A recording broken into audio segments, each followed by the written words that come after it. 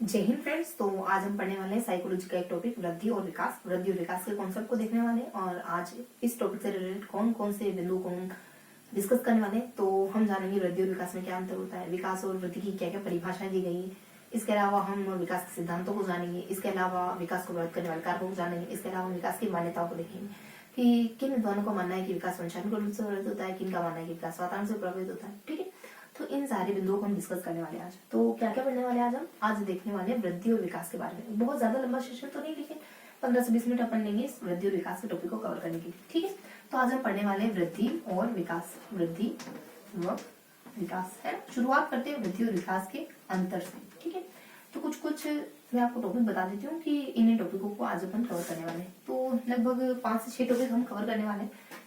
हम वृद्धि और विकास में अंतर जानेंगे, वृद्धि व विकास में अंतर।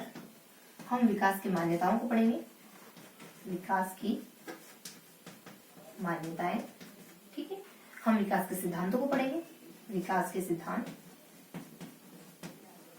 विकास के सिद्धांत।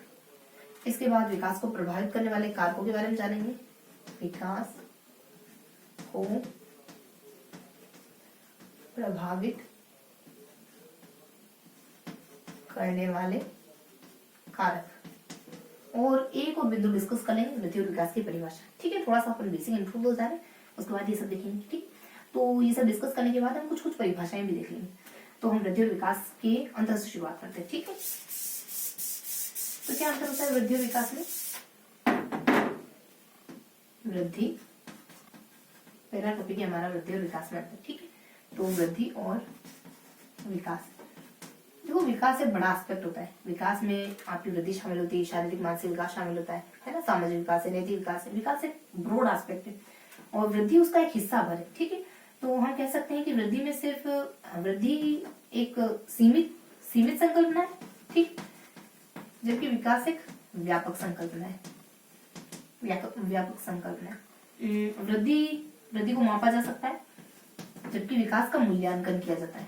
ठीक है, यानी हमारी लंबाई 4 फुट 5 इंच है, तो ये मापना हो गया। मूल्यांकन करना यानी कि मूल्यांकन में क्या क्या शामिल होता है? आपने बहुत सारे एक्सपीरियंस गेन किए होते हैं, आप साइकिल चलाना जानते हो, आप धर्म ग्रंथों के बारे में कुछ जानकारी रखते हो, है ना, आपको गीता की कुछ जानकारी, ये एक्सपीरियंस है, ये अनुभव, ये नॉलेज है। ठीक है, तो इसमें विकास में एक्सपीरियंस, अनुभव, नॉलेज, भावनात्मक नॉलेज, ज्ञानात्मक नॉलेज, क्रियात्मक नॉलेज, बहुत सारी चीजें शामिल होती है। जबकि वृद्धि में आपकी हाइट का बढ़ना है, इस तरीके की चीजें आती है जिनको मापा जा सकता है। वृद्धि मात्रात्मक होती है, जबकि ये मात्रात्मक प्लस गुणात्मक। क्यों कहा है मात्रात्मक? क्योंकि वृद्धि भी इसी में शामिल है, तो मात्रात्मक प्लस गुणात्मक दोनों ही होता है। इसके अलावा हम देखें ना, तो वृद्धि एकीकृत नहीं है। वृद्धि एकीकृत नहीं है, एकीकृत नहीं है। जबकि विकास क्या होता है? एकीकृत होता है, अपने आप में संपूर्ण होता है, एकीकृत होता है। ठीक है, वृद्धि एकीकृत नहीं होती, अपने आप में होलिस्टिक नहीं है। सिर्फ वृद्धि से बच्चे का कुछ खास विकास नहीं होगा, कुछ खास डेवलपमेंट नहीं होगा। अगर बच्चा सिर्फ और सिर्फ बढ़ता जाए तो एक दिन आसमान छूलेगा, बढ़ता ही जाए, टाउन बढ़ता जाए, लेकिन उसके पास कोई एक्सपीरियंस ना हो, एक बंद कमरे में उसका विकास हो रहा है, बढ़ तो रहा है, उम्र तो बढ़ रही, लेकिन उसका माइंड अभी भी बच्चा ही, विकास नहीं हो रहा उसका। ठीक, तो वृद्धि एकीकृत संकल्पना नहीं, अपने आप में होलिस्टिक नहीं, जबकि विकास अपने आप में होलिस्टिक एक एकीकृत संकल्पना है। और वृद्धि में क्या शामिल किया जा सकता है? वृद्धि 20-25 सालों तक होती है, जबकि विकास ताउंड होता है ना, आजीवन होता है। जबकि विकास आजीवन चलने वाली संकल्पना है। ठीक है, इसके अलावा वृद्धि और विकास में हम क्या शामिल कर सकते हैं?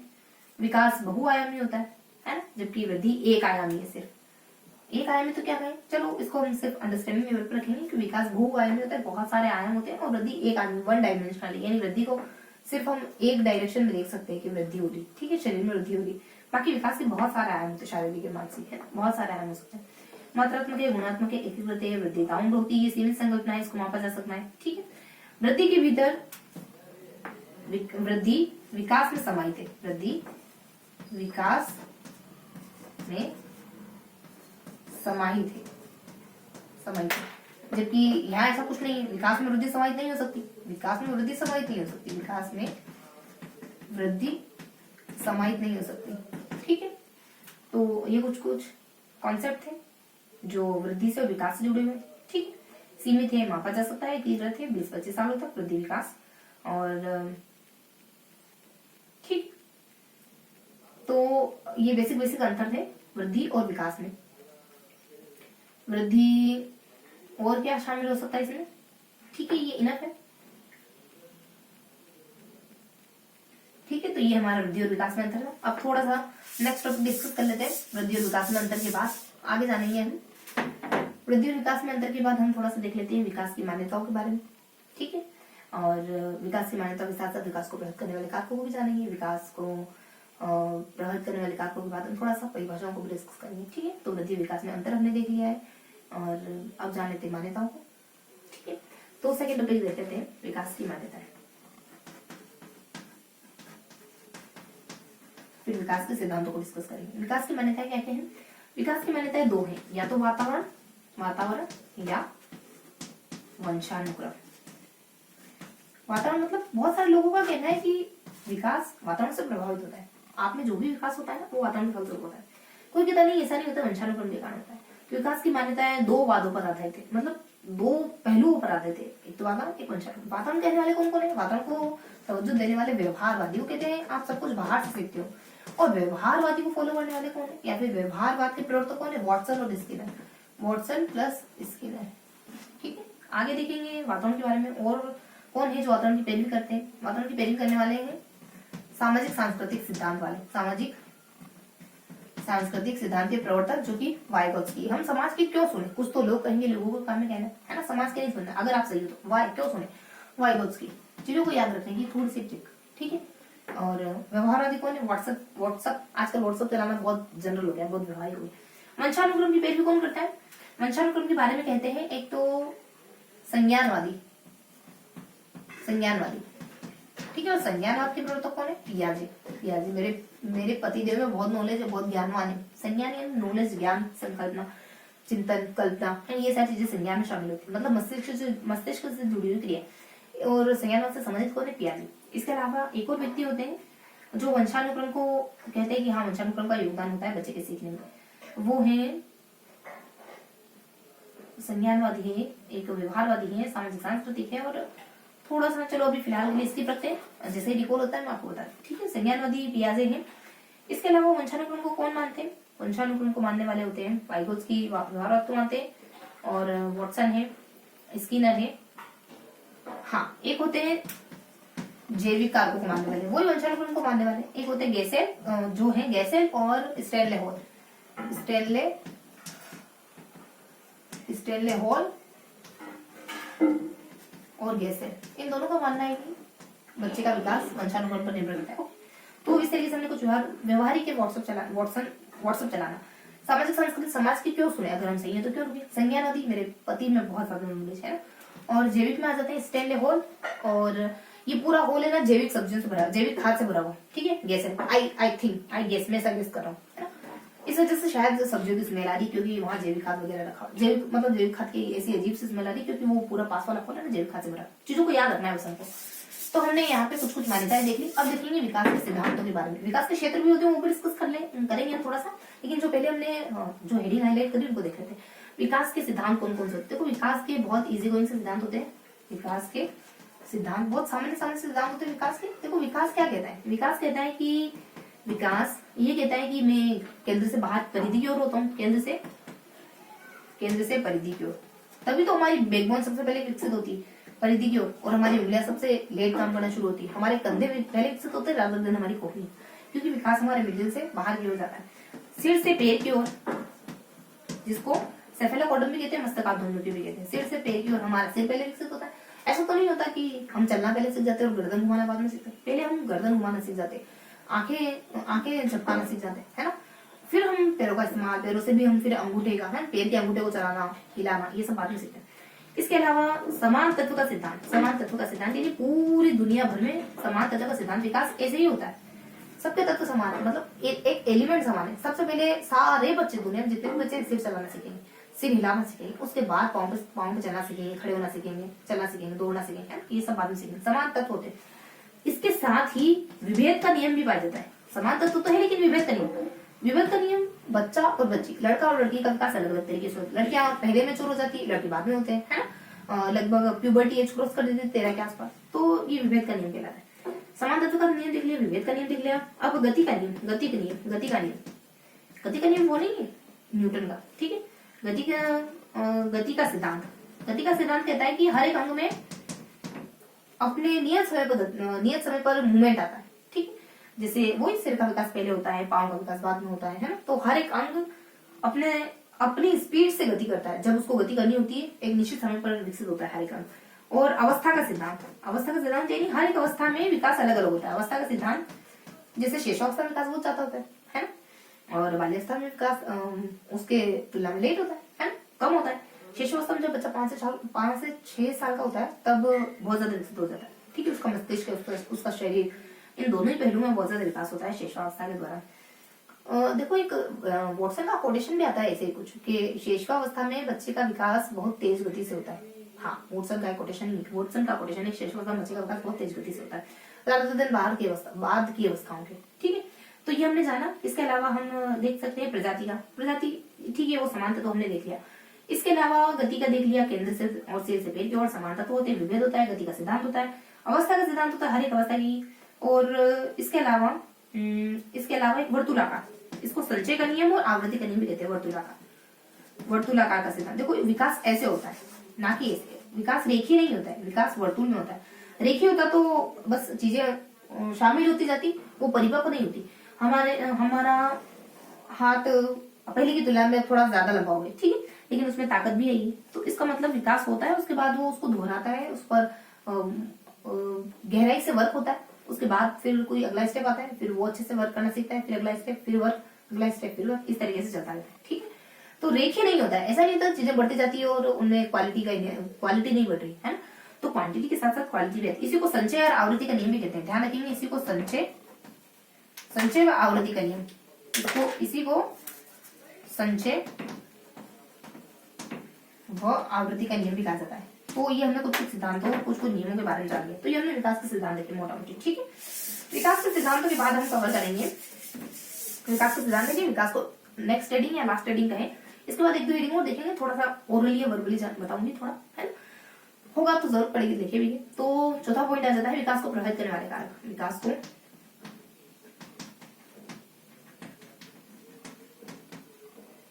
प्रभावित करने वाले कारक कौन कौन से हैं आपकी नजर? देखो कारक एक तो वंशानुक्रम, महत्वपूर्ण तो यही है ज्यादा, मतलब इसमें बहुत ज्यादा डिस्कशन है। इसमें पूरा कोई नहीं कह सकता कि वंशानुक्रम का योगदान ज्यादा है या वातावरण का योगदान, क्योंकि ये दोनों मल्टीप्लीकेशन है। अगर ये 0 हो तो ये भी 0 हो जाएगा, अल्टीमेट 0 आ जाएगा। ऐसा नहीं है कि ये 5 है तो यहाँ कुछ नहीं है तो 5 आ जाएगा, नहीं, क्योंकि अगर यहाँ 5 है तो यहाँ 0, कुछ नहीं मतलब 0, और ये अल्टीमेटली 0 हो जाएगा। यानी दोनों का भूमि और पौधे जैसा संबंध है। फ्रोबेल किसने कहा? ये कोई वुडवर्थ का ही कोटेशन आई थी। आत्मा और शरीर जैसे संबंध है विकास और वंशानुक्रम में, एक दूसरे के पूरक है ना, एक दूसरे का योग कतई नहीं। तो वंशानुक्रम के बारे में पढ़ने वाले। देखो वंशानुक्रम में क्या क्या देखने वाले, थोड़ा सा हम इसकी परिभाषाओं को जान लेते हैं। एक रूट बेंडिक्ट आते है ना, कौन बेंडिक्ट करके एक व्यक्ति होते हैं,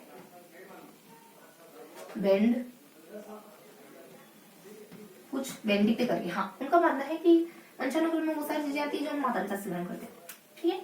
माता पिता से जो भी हस्तांतरित हुआ है पीढ़ी दर पीढ़ी, है ना, माता पिता से जो भी हमने प्राप्त किया है वो सब हमारे वंशानुक्रम के अंतर्गत आ जाता है। वहीं एक आ जाता है गर्ल मैकडूगल, एक आता है हमारे बेंडिक्ट आ जाता है, फिर सन आ जाता है और झा आ जाता है। देखो झा के द्वारा कहा जाता है बी एन झा, है ना। ये कहते हैं कि वंशानुक्रम में एक आता है हमारा सोरेन सन का हो, है ना, और वुडवर्थ,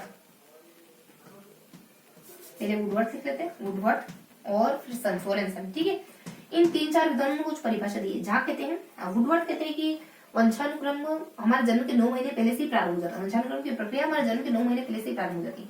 ये योग कहते हैं, ये योग किसका योग कहते हैं? वंशानुक्रम हमारी विभिन्न गुणों का, विशिष्टताओं का, ये सबका योग होता है। हाँ, कुछ ऐसा योग शब्द का इस्तेमाल करेंगे, ये स्पेसिफाई ध्यान रखना, ठीक है। और सन के द्वारा कहा जाता है, जो भी जस्ट में कहती थी, सन कहते हैं कि वंशानुक्रम में बहुत सारी विशिष्टताएं और गुण शामिल होते हैं जो